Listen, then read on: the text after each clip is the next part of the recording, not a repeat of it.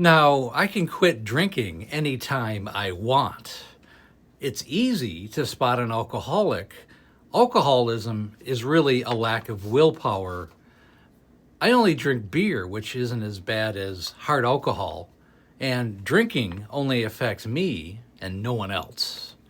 These are the 5 biggest myths of alcohol use disorder, the people who are enraptured and stuck into this disease, and the people who are around them, their family, their friends, their acquaintances that have to deal with this kind of really lack of knowledge, lack of ignorance. And it's really what I like to call drunk philosophy, which is no philosophy at all. It comes from emotions and it has nothing to do with the reality of what this disease is, how it affects people, and how it affects families. It's really important to delve into this, and let's go over this a little bit further.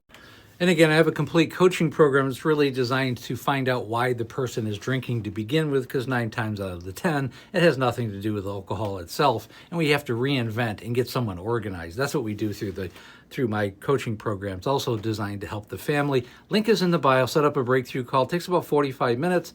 We do a deep dive into what's going on with you and your family. The call is free. The course is definitely not, but I'm looking for people who are committed to their future. And really, the biggest myth of all is when someone says, I can quit anytime I want. And if you hear somebody say that, if you're saying it yourself, it's a form of denial. You're in denial for something that you're chemically, physically, and emotionally addicted to. And no, you can't quit anytime you want. If you would, if you could, you would, period. End of story. Most people need professional help. They need to go to a detox rehabilitation facility. They need to get into group therapy, counseling, maybe even further things. They might have to go away for a while. You know, it's very important to get professional help. You do not want to detox on your own. You can have a heart attack, a stroke, go into convulsions, or you can die. It's incredible stress on the body. You can't quit anytime you want, especially if you're a late stage alcoholic. It's not something that's your choice, unfortunately.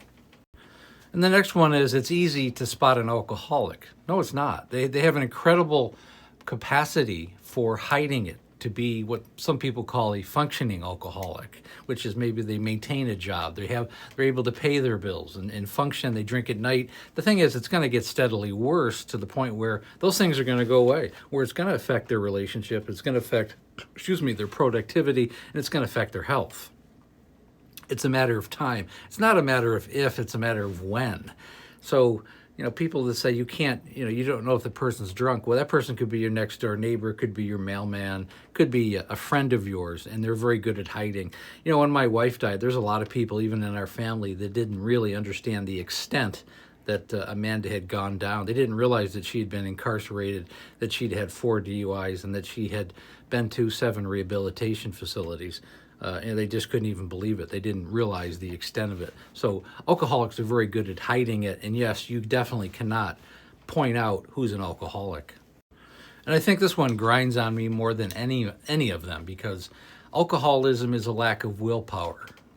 No, it's not, unfortunately. People think it's a choice, and it's absolutely not. And people might fight me on it, but I know what I'm talking about. For a lot of people, it's genetic disposition. ADH1B, ALDH2 on a chromosomal level can give someone a predisposition. Could be genetically already advanced.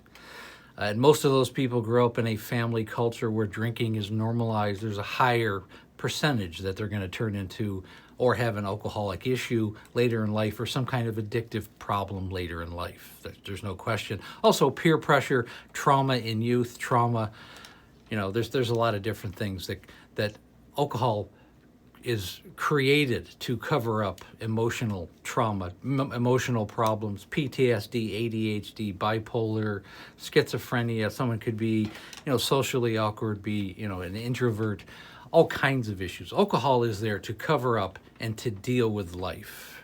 Okay, to say that it's just a lack of willpower is just really a lack of understanding what the disease is about and understanding what the disorder is really all about. And this one's just absolutely ridiculous. Now, I only drink beer instead of hard alcohol, or, I used to drink a certain kind of alcohol, now I drink a different kind of alcohol. My wife used to do that. And so instead of drinking close to 2 liters of wine a night, she switched to drinking 25 or 30 beers a night because it had a lower alcohol content. She used to drink like cheap, kind of inexpensive Coors Light, which was like 3.5%, 4%, as opposed to wine, which is 11, 12%. And that was her concession. Let me put it this way: alcohol is alcohol, and if you have somebody in your life that think that they're tapering off by having less alcohol but still drinking huge volumes, well, that's just nonsense. Alcohol is alcohol. If you're consuming alcohol in any form that it comes in. It matters not. If you're drinking alcohol, you're taking drugs every day, and you're not working on yourself, and you're not working on the core issue of why you're drinking at all. You haven't even got into why are you consuming drugs and alcohol, and that's what needs to be addressed.